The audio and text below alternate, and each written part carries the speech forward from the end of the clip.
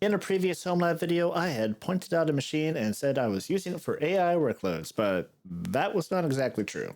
I wanted to use the machine for that purpose, but I built it without really knowing much about setting up a computer for that kind of workload, and even if I did already have that experience, the tooling available at the time wouldn't have quite given me what I wanted out of the system. But I want to try to run some local models again. I want to see how they stack up against the Claude API, and my wife wants to test some things out using local models with her development workflow. So we both have a renewed desire to give it a shot. The tooling has improved substantially, and the hardware that I have might just be up to the task of running some of the smaller models. Here, why don't I go show you what I'm working with? Here's the hardware I plan to use. This is the motherboard out of the XCP&G rig that I've been running. This is a LGA 2011 dual Xeon rig, and one of the advantages of using this motherboard is that all of the PCI Express slots except for one is by 16. So if I want to upgrade from a single graphics card later, I could potentially do that. Now this is my RTX 2080. It only has 8 gigs of VRAM, but from what I'm reading, for the kinds of things I want to do, that might not matter. It'll be slow, but it might not matter. And that's because I've got 128 gigs. From what I've read, I can do some CPU offloading for my models. I guess that's going to be slow, but I think it might work for me. Then, of course, just some basic storage that I had laying around. All right, basically, from 4 computers, we're going to build one. My old XCP&G rig, my old media server, and then the RAM that I took out of and then replaced from my Proxmox rig and my TrueNAS rig. So I'm going to get this assembled, and then I'll bring it back. Oh, I got all the memory installed. These slots are really crunchy. I really don't like the memory slots on this motherboard. I'm hoping that goes fine. But I definitely caught a new issue, which is that if you look at the placement of this PCI Express slot and the placement of the memory and the length of the graphics card, you'll see that the graphics card is going to interfere with the RAM here. These PCI Express slots, all of them but this one, is by 16, so I can install the graphics card here. That should be fine, that shouldn't be an issue. But it definitely puts a damper on my tentative plans to upgrade this at some point. I'll have to be very, very mindful of what graphics cards I get. I know that NVIDIA's got some that are very, very small, meant for workstations, but are still capable for AI workloads. That might be an option. Anyway, something to keep in mind in the future. All right, this is the absolute mess that I came up with. I changed out the SSD, and I also added a hard drive because I realized I'm going to need storage for the models. The hard drive is failing, so that'll be a fun chore for me in the future, but at least it's recoverable data. It's just something I'm going to download and be replacing all the time anyway. This is all just a hodgepodge experiment to see if I even like this and will use it. For now, it'll be fine. Now I need to test boot it, and I need to get an operating system installed. And when I've got that done, I'll bring it back. Good news, bad news. It powers on, but I've got B0 here, and check down here, I've got B0 there. It suggests a memory issue. I'm gonna try resetting the BIOS and see if it doesn't fix it. I have not tested the CPU, motherboard, and RAM combo, so I don't know if this memory is necessarily compatible. I'm going to try resetting the BIOS and hope for the best, and I'll bring you back once I have that tested out. Well, as you can tell, things have regressed. I cannot get the system to post with all 128 gigs of RAM. I am going to give it one last shot. A different memory module and a different slot might do better. Probably not. If that doesn't work, we'll just run with 64. Disappointing, but not much else I can do about it. Yep, still stuck at B0 with all 128 gigs of RAM. Still B0 down there on the motherboard as well. I guess I'll just run with 64 gigs of RAM. Disappointing, but it is what it is. Well, that whole memory situation was a disappointment. I'm reasonably certain that the majority of the models that I want to run are going to fit inside of 64 gigs anyway, so nothing really lost necessarily. But I suppose this is going to happen when you're building with chunk. Let's start thinking about getting the server set up. I've got a Ubuntu server installed on it, and we'll just start with copying my SSH key to the host. And I'm going to do that the way I usually do it, using rsync. There's better ways of doing it, but this is the way I know, and it works, so why change, I guess? I don't know. Rsync -av //sh id rsa.pub. My username on the remote host is just my first name. IP address is 192.168.1.223. And we'll just copy that to /temp for now. Yes, I trust it. And apparently I'm bad at typing my password. Okay, so now let's go ahead and SSH to that system. Alistair at 192.168.1.223. We'll do ls-lih and good. .ssh already exists, so we'll cd into that.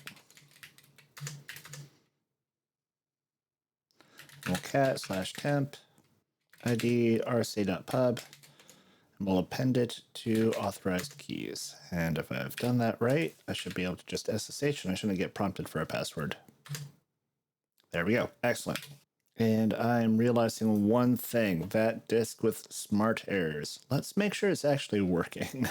So let's SSH back to the server and we'll do an lsblk.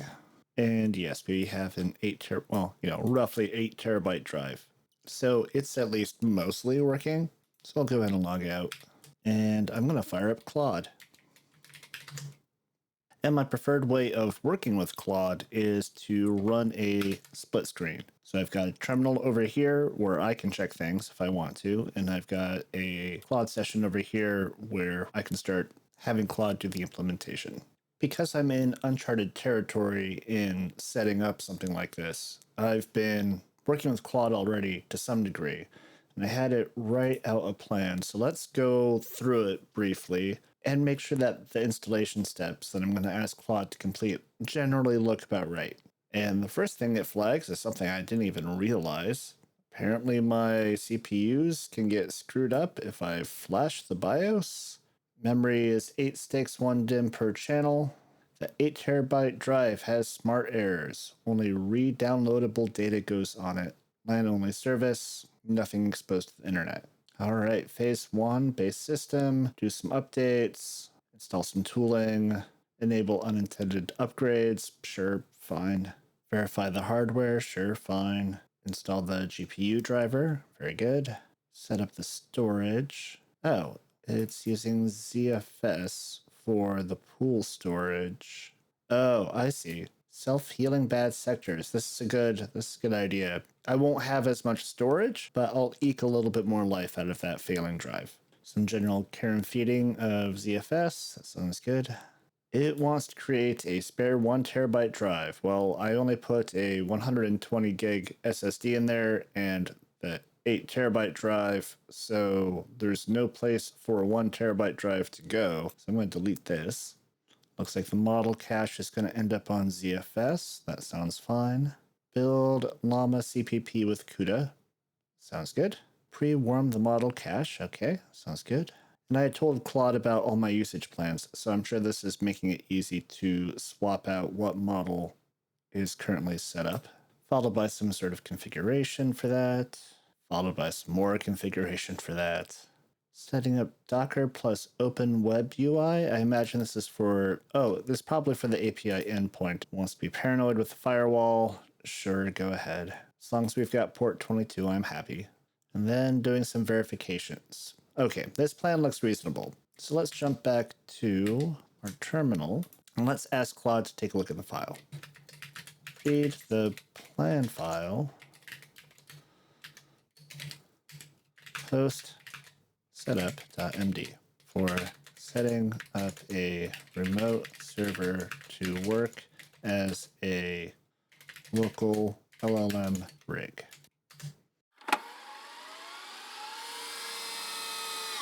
Now, something that's not in the plan is that I want all this as configuration as code and or infrastructure as code. So let's ask Claude to begin the work, but to specifically use Ansible so that the process is repeatable. I want to make this setup repeatable and shareable. So implement the plan using Ansible plus any other as code tooling you think makes sense. stop at the checkpoints so I can take a look at the work so far. And let's ship it.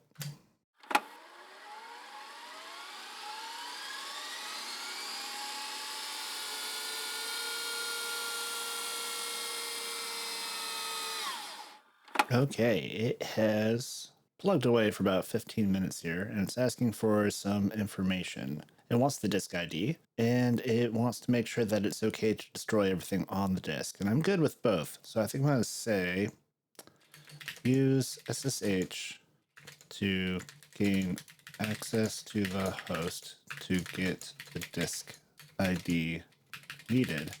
And you are good to destroy the data on the 8 terabyte disk. You can use the username Alistair to SSH to the system without a password. Okay, and it's got some more questions for me. How should I get privileged access for the playbook run? I will grant no password sudo. And no, I don't need to check the contents of the disk. And I'll submit my answers.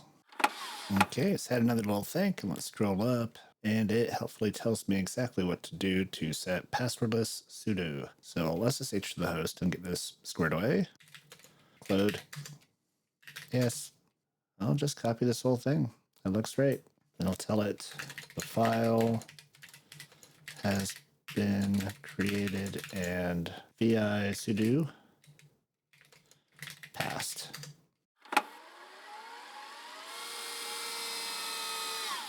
It looks like the NVIDIA driver's installed, so yeah, let's go ahead and reboot it. Oh, I guess I better go check on the reboot. I'll be right back.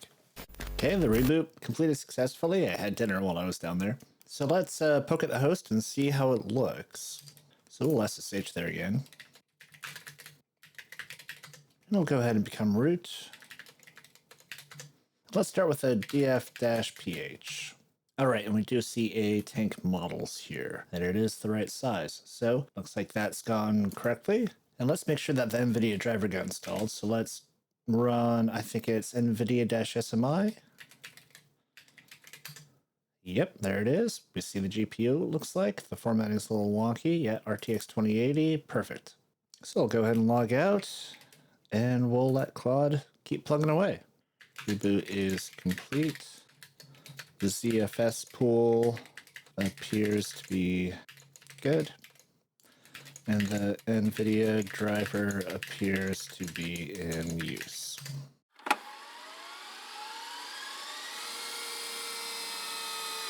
All right, it's cooked for about 6 minutes here, and it's got 2 shells still running.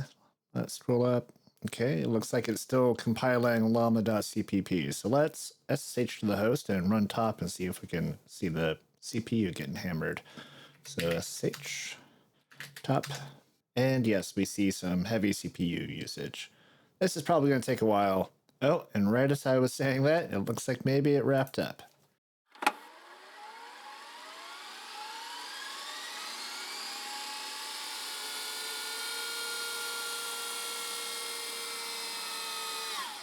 All right, looks like it's still downloading files.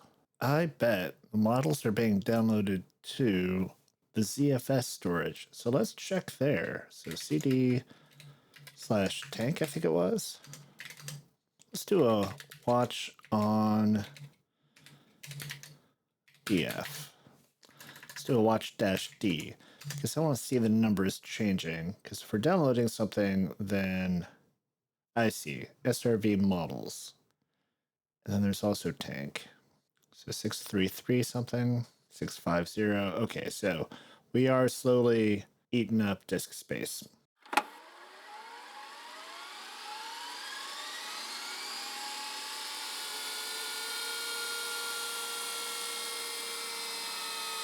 All right, checkpoint 2 done. Let's scroll to the top and see what we got. Phases 6 and 7 are deployed. What were phases 6 and 7 again? Phase 6, pre-warm the model cache. Excellent. Phase 7, llama swap. the front door. Swapping models on demand. But if we go back to the host here, and let's become root.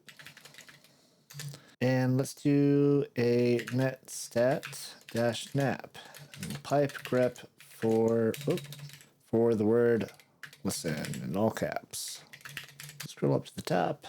And we got something. Yes, we've got llama swap. It looks like it's running on port 8080. So let's bring a new terminal into the party. And we'll curl http://clode.deep13.lol:8080. And I don't know, let's do v1. Hey, we got a 404, so there's something hosted there. Let's go back to VS Code and see there's an endpoint that stands out. Let's do v1 messages. Messages. Method not allowed. Okay, well, something's alive there. I guess it maybe wants post data. I don't know. Let's go ahead and get this out of the way. Checkpoint 1, checkpoint 2. This last phase here is just verification. Go ahead with checkpoint 3.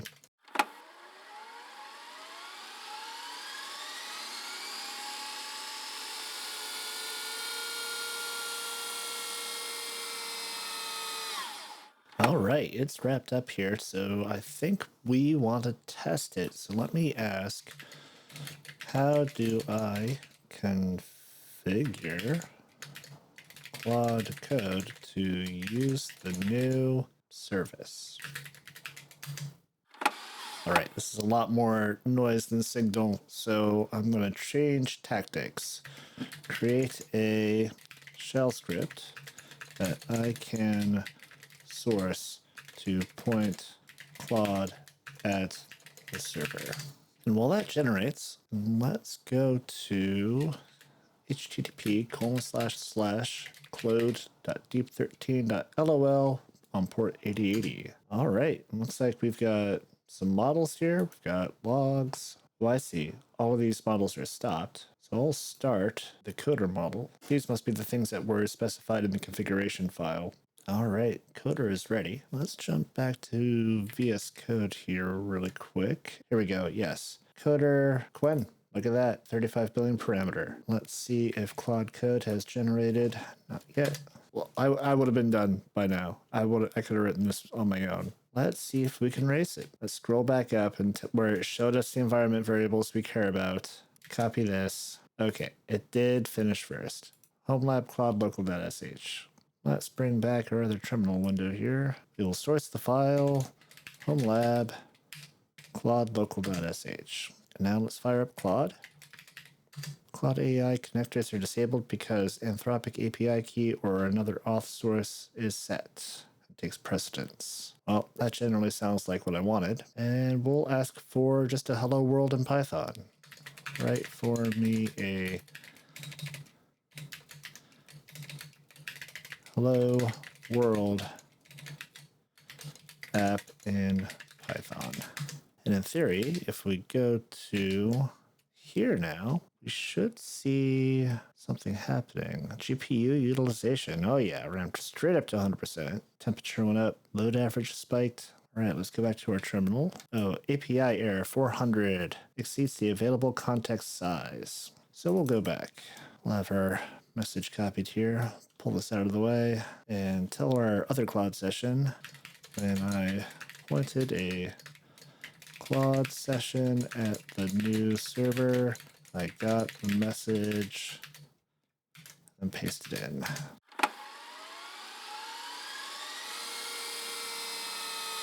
All right, it's come back. It seems to think it's fixed the issue just at a quick glance of the text here. So let's jump back to Firefox. GPU memory is being used, but no actual GPU processing is being used. That's what I would expect.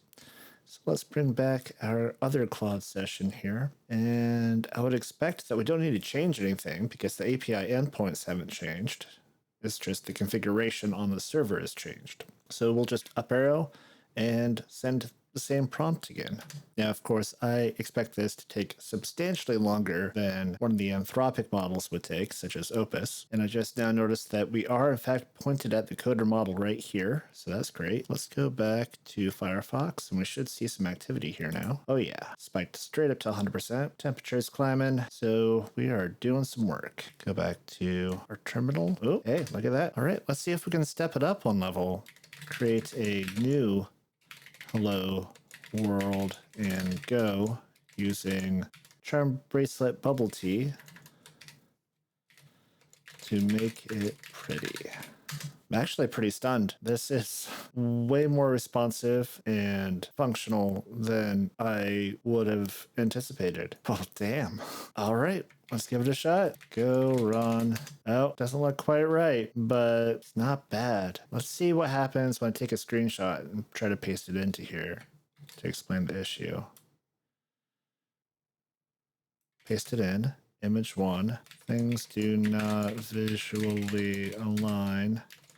And it links very, very fast. Is it really going to send the image? Yeah, there we go. Working hard again. Let's clear the screen. Let's run it again. All right, we'll take a new screenshot and report it back to Claude. This is definitely taking more iterations than Opus. So, you know, it's not perfect, but for playing around with, this is surprisingly good. There's still an alignment issue. The top bar of the box does not line up with the rest of the box. Paste that in. Let's give it a shot. Oh, that's worse.